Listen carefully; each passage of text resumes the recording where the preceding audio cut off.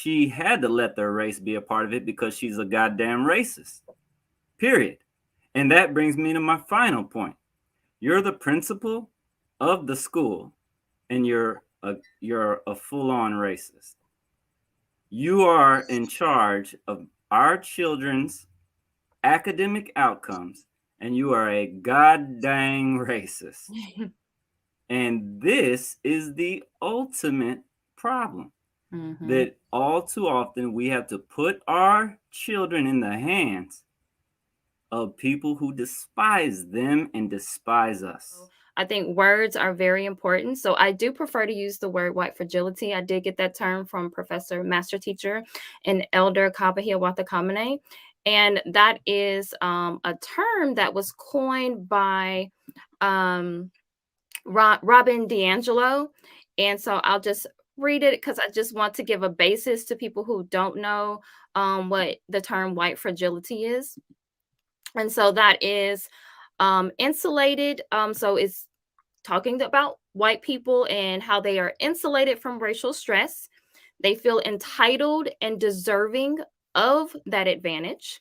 And since they seldom experience racial discomfort and also dominate society, they do not have to build their racial stamina. So they are socialized in a deeply sense of superiority, are unaware or can never admit to racism, so they become highly fragile in conversations about race, and it challenges their identity. So they have this identity as being good, moral people. So they attempt to connect to the system of racism is unsettling for them, and they have an unfair moral offense. So the smallest amount of racial stress is intolerable and often triggers a range of defensive responses. So those emotions that they get from that is usually anger. They get argumentative, and then because of that, they'll go and withdrawal or silence, and they can withdraw because they are insulated from the racial stressors that we often are, that we have to go through, because some of them can withdraw to their non-racial, places. And so their responses work to reinstate white equilibrium as they repel the challenge, return to their racial comfort, and maintain dominance within the racial hierarchy. So I will be using the word white fragility as opposed to white supremacy, just because of what that does to our minds when we hear white supremacy. So understanding that they are born, it's a superiority and entitlement, and their protection. They automatically have protection, that white advantage. Okay, so I'm going to show a video really quickly. It's a quick video, and then we're going to discuss that. So let's watch that real quick here. Y'all owe this young man an apology, especially that goober that was coming through with his little thing. That was so rude. Where are you, you little coward? Come on back up here, let's talk. This school principal is about to pull the ultimate Karen move. That's the rudest people I've ever seen in my life. Close those doors. Close the doors now. People are being so rude to not listen to this speech. It was my fault that we missed it in the program. Look who's leaving, all the black people.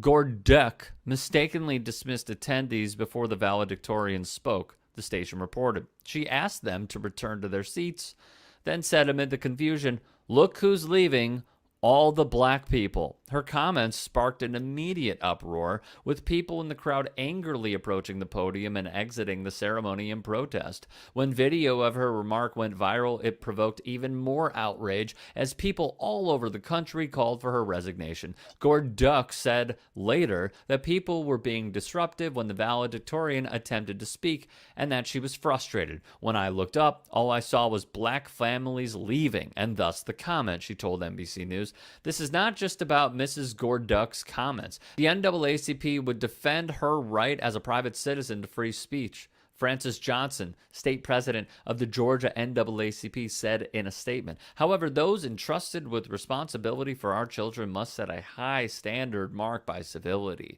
That is obviously a test the former principal failed. Gorduck whimsically tried to defend herself by uttering to NBC News, I didn't know black people was a racist term. I didn't say the N-word or anything like that. And Ms. Haywood, how do you feel?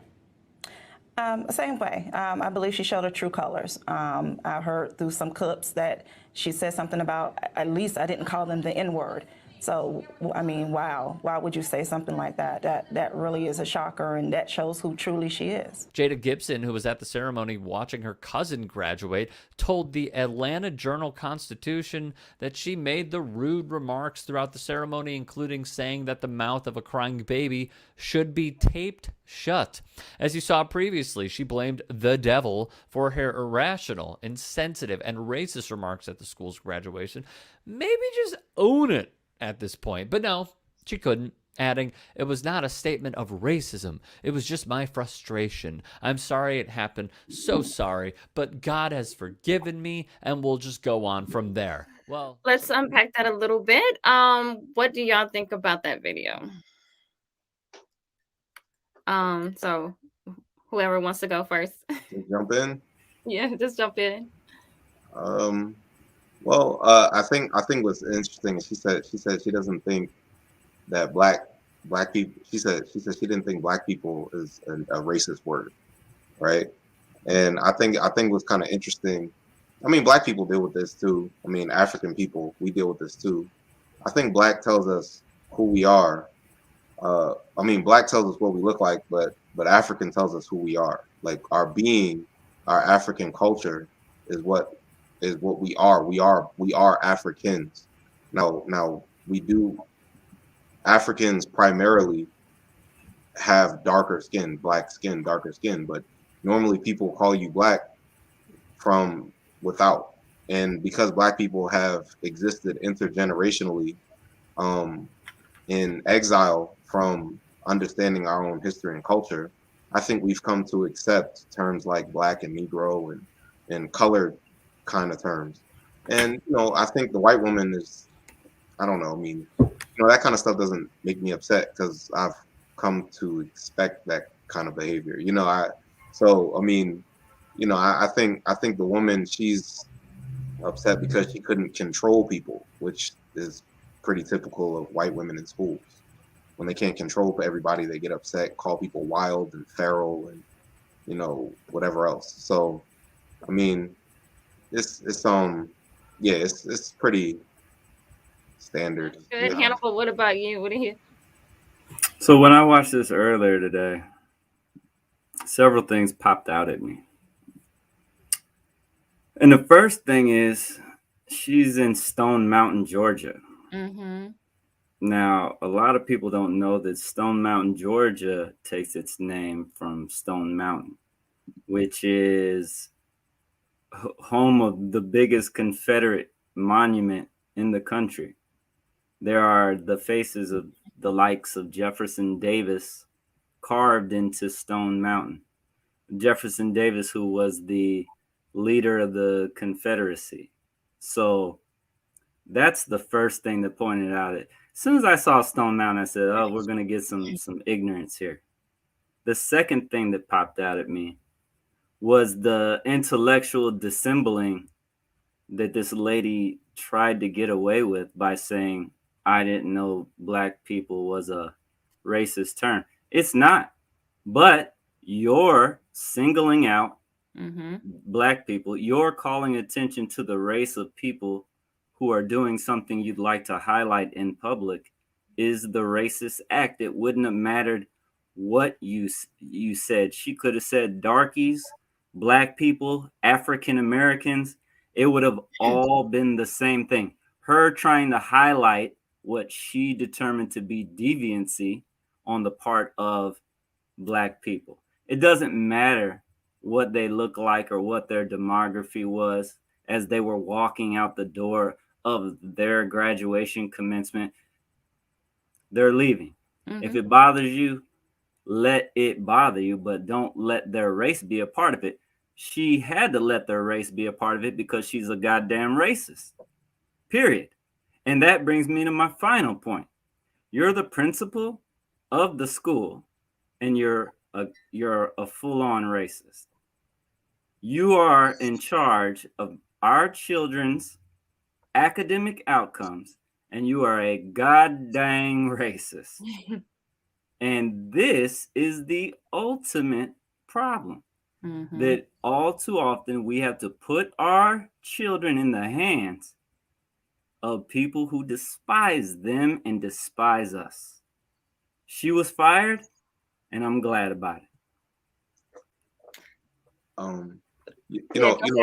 There was, the thing, because I did want to say, when you talked about white fragility from Robin DiAngelo, I actually think white fragility, terms like white fragility, and maybe even white privilege as well.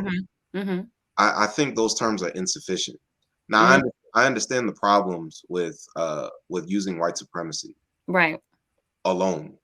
I think Francis Cress Welsing gives us the most effective definition for racism, white supremacy. Racism and white supremacy are synonymous. They cannot be separated. They cannot be used apart from one another, and within the context of Francis Welsing's definition.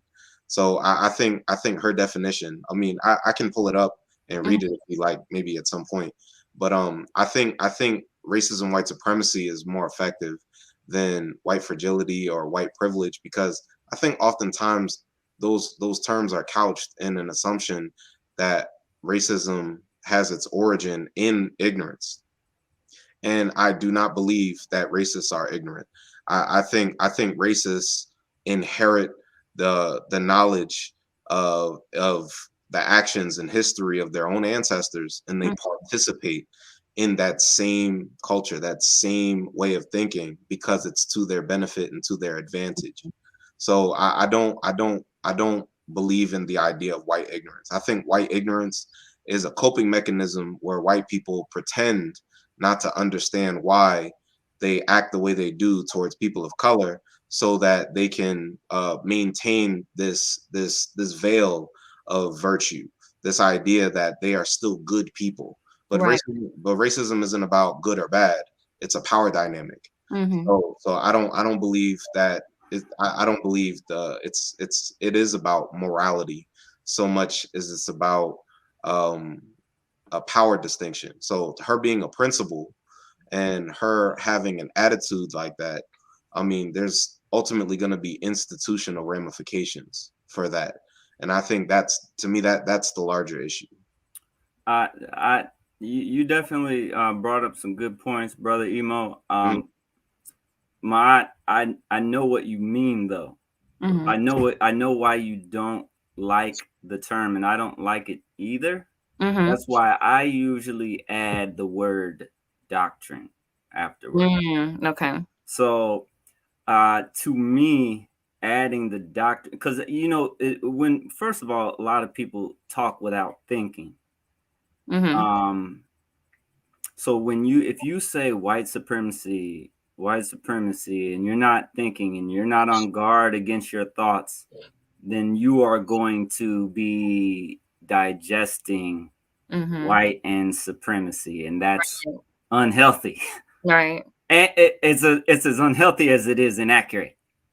The only thing supreme about them right now is their temporary position in the social order, which they've carved out through violence and terrorism. So, but aside from their position that they've got fairly recently, and that they won't keep forever, there's nothing supreme about them.